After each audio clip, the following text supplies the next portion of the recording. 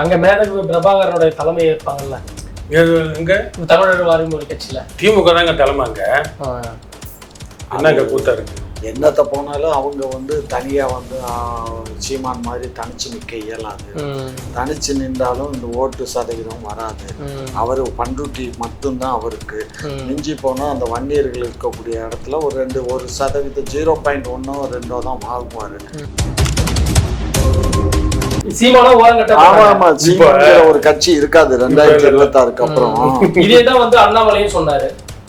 அண்ணாமலையை காணோம், கண்டுபிடிச்சு கொடுக்க. அதாவது சீமான் சொல்றது அவரு சொல்றதெல்லாம் இல்ல, கட்சி இருக்கும், தொண்டர்கள் இருக்க மாட்டான். சொல்லிட்டார்ல. அதாவது இவங்களுக்கு எதுவுமே, அதாவது வாய் புளிக்கவும் மாங்காய் புளிக்கவும் இல்ல, இவங்களுக்கு எல்லாமே வெளிச்சம் தான். ஏதாவது ஒரு படத்தை காட்டினா அந்த படத்துக்கு உடனே கதை வசனம் டைரக்ஷன் எழுதி, ஏன்னா அவர் ஏற்கனவே டைரக்டர் தானே, அவங்க ஒருங்கிணைப்பாளரு. அதனால அந்த படத்தை பார்த்த உடனே அதுக்கு ஒரு கதை வசனம் தெரியும். சூடு சொன்ன இவங்களுக்கு இருக்குதான்னு கேட்டு காளியம்மால பாக்கெட்ல வச்சுக்கிட்டு இருந்த காளியம்மால கழட்டி விட்டு இன்னைக்கு குத்துதே கொடையுதே குத்துது. இன்னும் அந்த பிள்ளை பேச ஆரம்பிக்கல. இன்னும் அந்த பிள்ளை பேச ஆரம்பிக்கல. பேசுச்சுன்னு வச்சுக்கோ. காளியம்மாள் சொல்றதுல உண்மை இருக்கு மாதிரி தெரியுது. இல்ல சந்தேகம் இல்லை, உண்மை இருக்கிற மாதிரி தெரியுது. உண்மை நான் சொல்ல ஆட்கள் தான் இந்த மாதிரி சில விஷயங்களை பிரிச்சு அப்படியே பூமாக்கி பெரிய விஷயமா வெடிக்க வச்சிருக்கீங்க. நான் பேசினேன், அந்த பிள்ளை பேசல. அது பேமா நீ எதுக்குமா மாப்பிள்ளைய விட்டு போற அப்படின்னா, இல்லைங்கண்ணா இல்லைங்கப்பா, நம்ம மனசு ரொம்ப வருத்தமா இருக்கு அப்படின்னுச்சு. சரிப்பா அவர் கூப்பிட்டா வந்துருக்கானே, நான் அவர் கூப்பிடட்டும், அதுக்கப்புறம் நான் முடிவு பண்றேன்.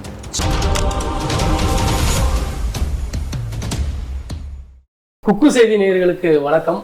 இன்றைய நேர்காணலில் நம்மோடு இணைந்திருப்பவர் நாம் தமிழர் கட்சியின் வெற்றி தமிழன், திமுக மூத்த முன்னோடி முனைவர் திரு காமாட்சி அவர்கள். வணக்கம். வணக்கம். இப்ப நாம் தமிழர் கட்சியில இருந்து விலகிய ஜெகதீஷ் பாண்டியன் அவர்கள் என்ன சொல்றாரு அப்படின்னா, காளியம்மாள் அவர்கள் வாழ்வுரிமை கட்சியில ஜாயின் பண்ண போறாங்க அப்படின்ற மாதிரி ஒரு குற்றச்சாட்டு இருக்கு. எப்பன்னு சொன்னாரா? இல்ல அது சொல்றாங்க. நம்ம ஐயா வழக்கமா சொல்ற மாதிரி வாய் புளிச்சதோ மாங்காய் புளிச்சதோன்னு, அது மாதிரி அவர் வாய் புளிச்சதோ மாங்காய் புளிச்சதோன்னு போன இடத்துல இருக்கிறத தெரிஞ்சுக்கிறதுக்காக, இருக்கிறத காட்டிக்கிறதுக்காக பேசிட்டு இருக்காரு. நீங்க எப்படி பாக்குறீங்க? கண்ண அந்த அம்மா அப்படியெல்லாம் போகாது. சரியா? ஏற்கனவே 14 ஆண்டு காலத்தை அது தொலைச்சு பிடிச்சு. இனியும் அதை அங்க போனா என்ன ஆக போகுது? அங்க மேதகு பிரபாகரனுடைய தலைமை ஏற்பாங்கல்ல. எங்க தமிழர் வாரிமொழி கட்சியில திமுக தாங்க தலைமை. அங்க என்னங்க கூத்தா இருக்கு. என்னத்த போனாலும் அவங்க தனியா சீமான் மாதிரி தனிச்சு நிக்க இயலாது. தனிச்சு நின்றாலும் இந்த ஓட்டு சதவீதம் வராது. அவரு பண்ருட்டி மட்டும்தான் அவருக்கு.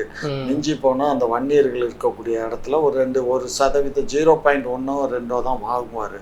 ஏன்னா அது வன்னியர்கள் அவங்க வாங்குவாங்க, திமுக வாங்கிட்டு போயிடும். 50% திமுகவுக்கு சாலிடான ஓட்டுப்பா வன்னியர்கள் ஓட்டு. அதே மாதிரி 90% பட்டியலின மக்களினுடைய ஓட்டு திமுகவுக்கு இருக்கு. திரும்ப வாங்கி கொடுத்துருவாரு. ஆமா, இதுல 50 இதுல 90 வந்துரும். அதுக்கப்புறம் எங்க கட்சியினுடைய ஓட்டு இருக்கு. அதனால எங்களுக்கு அதை பத்தி எனக்கு சீட்டே வேணாம், நான் வேலை செய்யறேன் அப்படின்னு சொல்லி வேல்முருகன் சொல்றாரு. வேல்முருகன் எனக்கு சீட்டே வேணாம், திமுகவுக்கு நான் வேலை செய்யறேன். அது கண்ணு, அது அவருடைய பெருந்தன்மை கண்ணு. அதுக்காக நாங்க கொடுக்காம இருக்க முடியுமா? அவருக்கு ஒரு 2 சீட் இந்த தேர்தலில் கொடுப்போம். ஏற்கனவே 1 தான், இப்போ 2.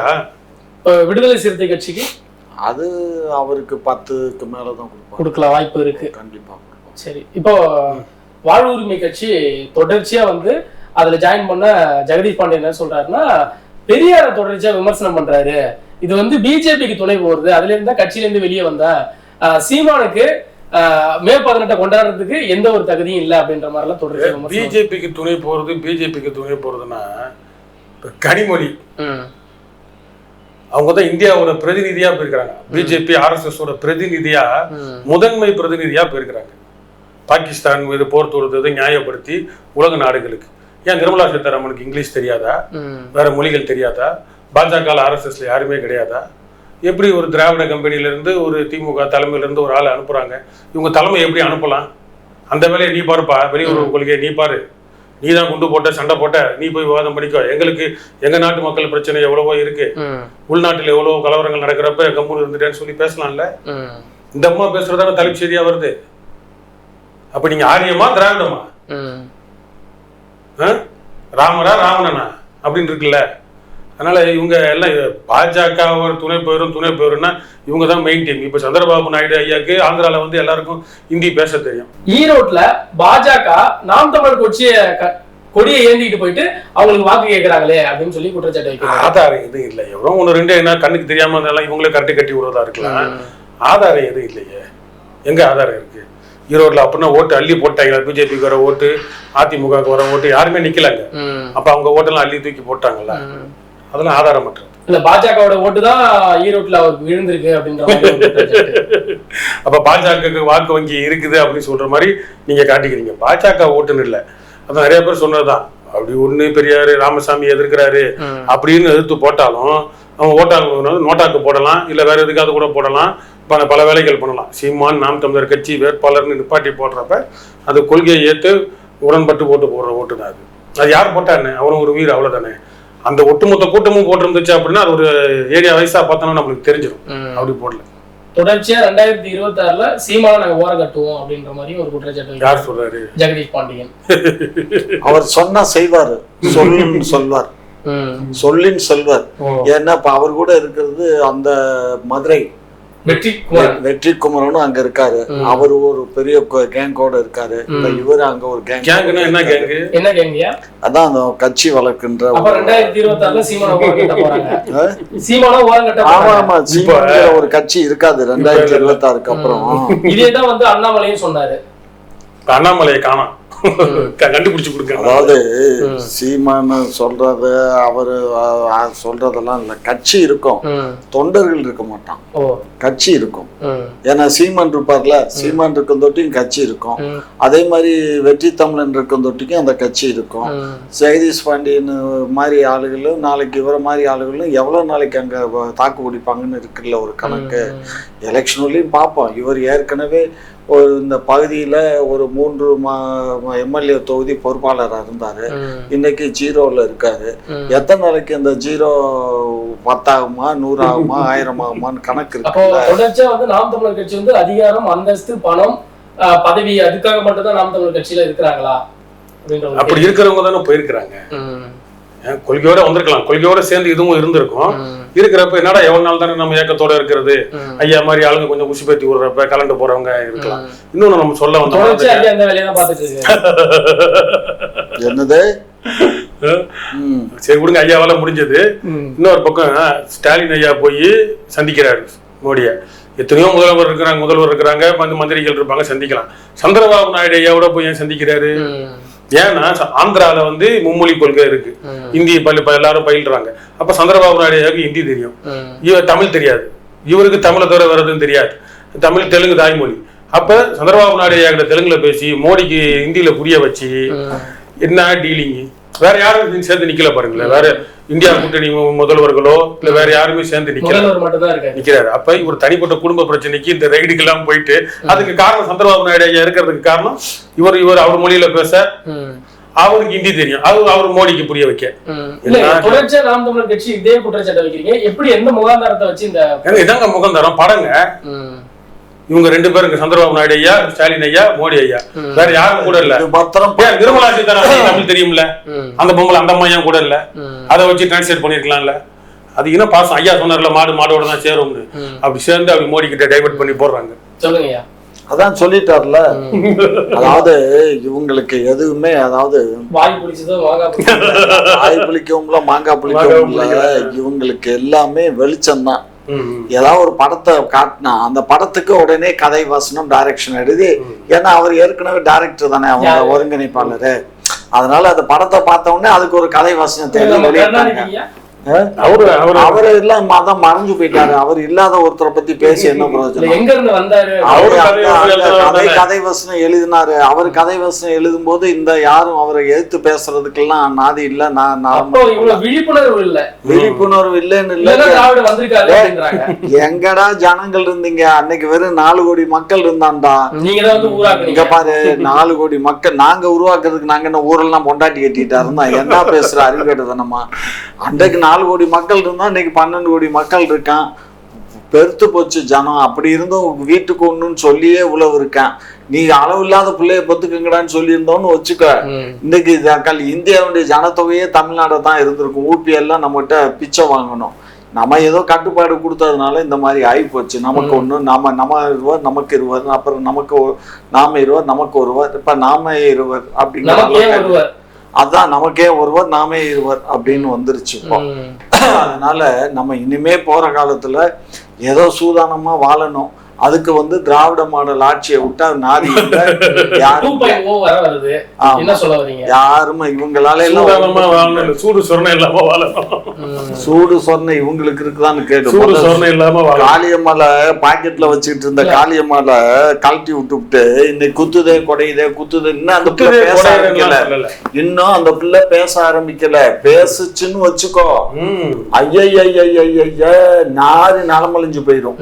இல்ல தொடர்ச்சியா வந்து சீமானுக்கு வந்து கல அரசியலே தெரியல அப்படின்னு சொல்லி இது ஒண்ணு சொன்னதே உங்களுக்கு அதுக்கு பதில் சொல்ல இயலல. கல அரசியல் தெரியாது திரு சீமான் அவர்களுக்கு அப்படின்னு ஒரு தலையங்கம் தான் போட்டிருக்கு.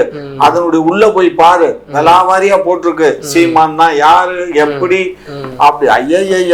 அதுக்கு என்ன பதில் சொல்றீங்க? கல அரசியல் தெரியாம இத்தனை தடவை தேர்தலை நிப்பாட்டினாங்க. அது ஒண்ணு. இவர் ஐயா ரொம்ப அழட்டிக்கிறாரு.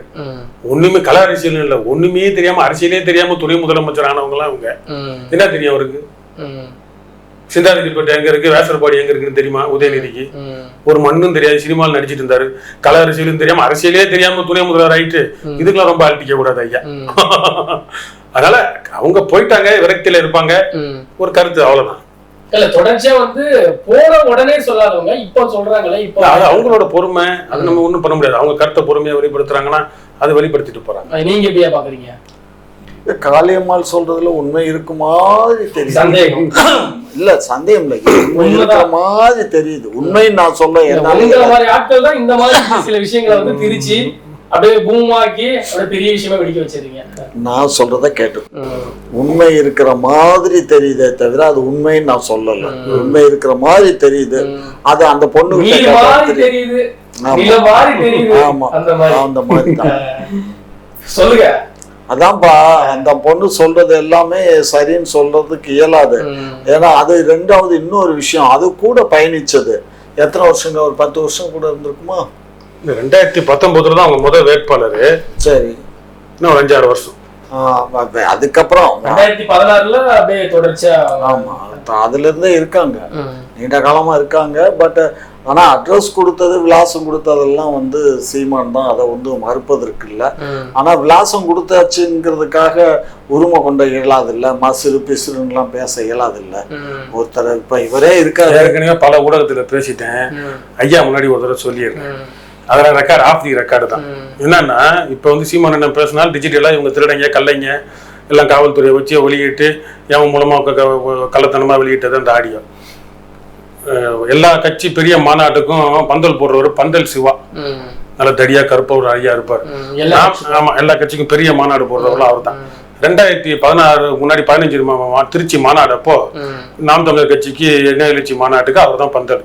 அவர் தலைமையில உட்காந்துருக்கிறப்ப நான் ஒரு தடவை போய் இருக்கிறப்ப அண்ணனோட விவாதம் எல்லாம் பேசிட்டு இருந்தாரு. அப்ப நான் கேட்டேன், எல்லா கட்சிக்கும் மாநாட்டுக்கு போடுறீங்களே, திமுகவுக்கு போடுறீங்களே, காசு கொடுக்குறாங்களா அப்படின்னு கேட்டேன். அப்போ ஒரு தடவை திருச்சியில ஏதோ ஒரு மாநாடு போட்டிருக்கிறாங்க. KN நேரு கருணாநிதி போயிருக்கிறாரு. கருணாநிதி போயிட்டு மாநாடுலாம் முடிஞ்சதுக்கு அப்புறம் ஒரு காசு வாங்குறதுக்காக போயிருக்கிறாரு.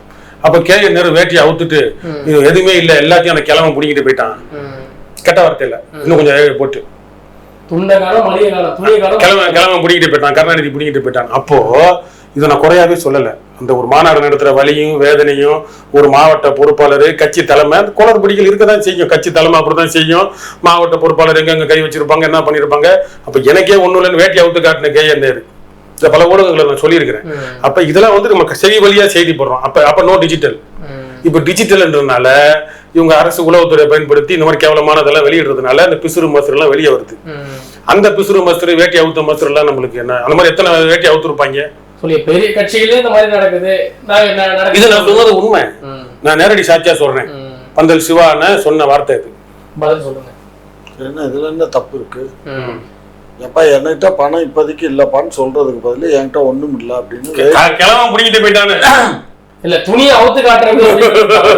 ஏண்டா துணி அவுத்த என்ன ஜட்டியா அவுத்தா கட்டினாங்க? துணியை வேட்டியை தானே யார் இந்த பணத்தை பிடிக்கிட்டு போனா? அந்த மாநாட்டுக்கு வந்த நிதியெல்லாம் கிளம்ப பிடிக்கிட்டு போயிட்டான்னு அவர் சொல்லியிருக்காருங்க.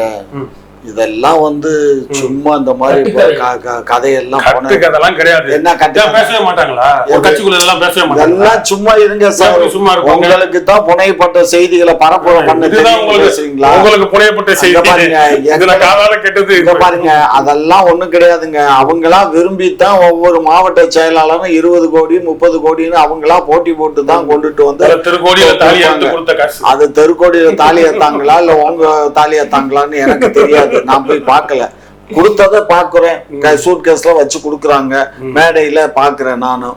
அது உண்மைதான், பணம் வர்றது உண்மைதான். அதான் தேர்தல் நன்கொடையா கொடுக்குறாங்க. ஆகையினால இதெல்லாம் வேட்டி அவுத்தாரு ஜட்டி அவுத்தாருங்கிறதெல்லாம் நம்பிக்கைக்கு உள்ள. ரெண்டாவது அவர் வந்து ஒரு இதா பேசக்கூடியவர். அதனால அவன்கிட்ட இப்ப இல்லடா அப்புறம் தரண்டான் இருக்கிறதுக்காக ஏதாவது சொல்லி அந்த வார்த்தை எல்லாம் கேட்டிருக்கல. நம்ம நேரடியா யாரும் பார்க்கல. அந்த மாதிரி இதுவும் நீங்க அப்படிதான் டிஜிட்டல் இருக்கிறதுனால உங்க கள்ளத்தனத்தை வச்சுட்டு நீங்க விளையாட்டு காட்டுறீங்க. ஒரு விஷயம் புரிஞ்சுக்கோங்க, இந்த பிசுறு மாசுங்கிறத பத்தி பிரச்சனை இல்லைங்க. காளியம்மாள் இப்ப போனதுக்கு அப்புறம் இவர் ஒரு வார்த்தை கூப்பிட்டு இருந்தாருன்னா அந்த பொண்ணு வந்திருக்கேன் என்கிட்ட பேச்சு. நான் பேசினேன், அந்த பிள்ளை பேசல. அது பேமா நீ எதுக்குமா மாப்பிள்ளைய விட்டு போற அப்படின்னா, இல்லைங்கண்ணா இல்லைங்கப்பா நம்ம வந்து மனசு ரொம்ப வருத்தமா இருக்கு அப்படின்னுச்சு. சரிப்பா அவர் கூப்பிட்டா வந்துருக்கான்னு, நான் அவர் கூப்பிடட்டும் அதுக்கப்புறம் நான் முடிவு பண்றேன் அப்படின்னு. அதுக்கப்புறம் கலந்தாய்வுலாம் வந்தாங்க, மாநில பொறுப்புல பல நிகழ்ச்சிக்கு வந்தாங்க. அது அவங்களோட மன வருத்தம். பார்ப்போம். அது சமாதானம் பண்ணணும் இல்லை கண்ணு. நான் என்ன சொல்றேன், எல்லாத்துக்கும் தொண்டர்களுக்குள்ள எல்லாத்துக்கும் ஒரு பிரச்சனைகள் வரத்தான் செய்யும். ஒரு பழமொழி சொல்லுவான், கருப்பட்டிலையும் கல் இருக்குமா. இருக்குதா இல்லையா? இருக்குதானே செய்யுது. அது மாதிரிதான். அதனால இது வந்து அந்த பொண்ணை பத்தி நம்ம ஒன்றும் பேசணும்னா அவங்களே அவங்க முடிவு அவங்க தெளிவா அவங்க தெளிவா இப்ப இருக்காங்களா? இப்ப ஜெகதீஷ் பாண்டியன் எங்க கட்சிக்கு வர்றேன்றாரு. அவரு ஆதவ அர்ஜுன் வந்து நான் அந்த பிள்ளைக்கு 2 கோடி கொடுக்க போறேன், அது எங்க கட்சிக்கு தாவேக்கா வரப்போகுதுன்னு அங்க சொல்றாரு. திமுகல இங்க என்ன பேசுறானுங்கன்னா ஊடகங்கள் பேசுறாங்க, திமுகல வந்து எம்பி சீட்டு கட்டுச்சு, ராஜ்யசபா சீட்டு கட்டுச்சு அப்படின்னானுங்க. இதெல்லாம் வந்து ராஜ்யசபா சீட்டு கொடுக்குற அளவுக்கு அது என்னங்க சீமானுக்கே தரமாட்டோம். வந்தாலும் இந்த பிள்ளைக்கு நாங்க தர்றோம்னா எவ்வளவு சீமானுக்கே தரமாட்டோம். கமலை ஏமாத்திட்டீங்க, விஜயகாந்தை ஏமாத்திட்டீங்க, ஏதாவது ராஜ்யசபா சீட்டு தரேன்னு.